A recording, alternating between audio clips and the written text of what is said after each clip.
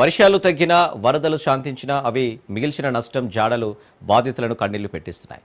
కామారెడ్డి, నిజామాబాద్, మెదక్, ఆదిలాబాద్, నిర్మల్ జిల్లాల్లో కురిసిన భారీ వర్షాలకు పెద్ద ఎత్తున నష్టం వాటిల్లింది.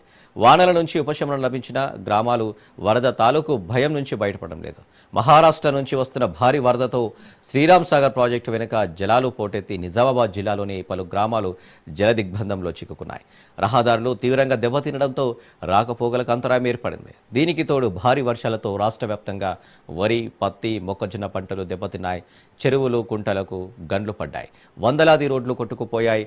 ప్రభుత్వ శాఖలు నష్టాన్ని అంచనా వేస్తూనే తాత్కాలిక మరమ్మతులు చేపడుతున్నాయి.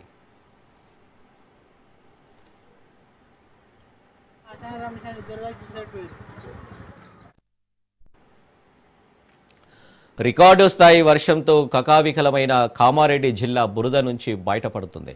జిల్లా కేంద్రంలోని జిఆర్ కాలనీ వాసులు బురద తొలగించి ఇళ్లను శుభ్రం చేసుకుంటున్నారు. ఎలక్ట్రానిక్ వస్తువులన్నీ పాడై ఒక్కో ఇంట్లో లక్షల మేర ఆస్తి నష్టం జరిగినట్లు బాధితులు ఆవేదన వ్యక్తం చేస్తున్నారు.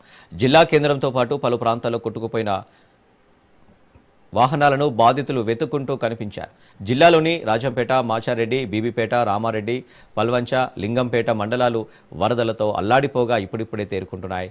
హైదరాబాద్, నిజామాబాద్ వెళ్లే జాతీయ రహదారి 44పై రోడ్డు ఒకవైపు కుంగింది. మరమ్మతులు చేపట్టగా ఒకే వైపు మార్గంలో వాహనాలు నెమ్మదిగా కదులుతున్నాయి.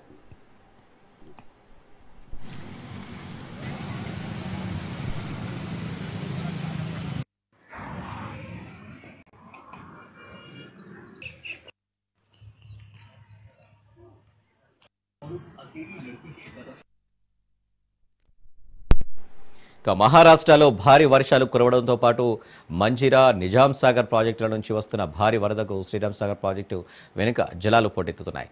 నిజామాబాద్ జిల్లా బోధన్ మండలంలోని హంగర్గా, ఖండ్గావ్, కొప్పర్ల, ఖాజాపూర్, సాలూరా గ్రామాలను శ్రీరామ్ సాగర్ వెనుక జలాలు చుట్టుముట్టడంతో జల దిగ్బంధంలో చిక్కుకున్నాయి.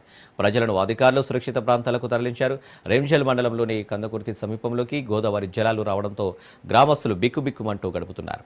నవీపేట మండలంలోని మిఠాపూర్, అల్జాపూర్ చుట్టూ గోదావరి జలాలు చేరడంతో స్థానికులు ఆందోళన చెందుతున్నారు. తుంగిని గ్రామ సమీపంలో ఉన్న దేవాలయంలో పూజారి, మరో 6 ఉండగా వీరిని కాపాడేందుకు అధికారులు చర్యలు తీసుకుంటున్నారు.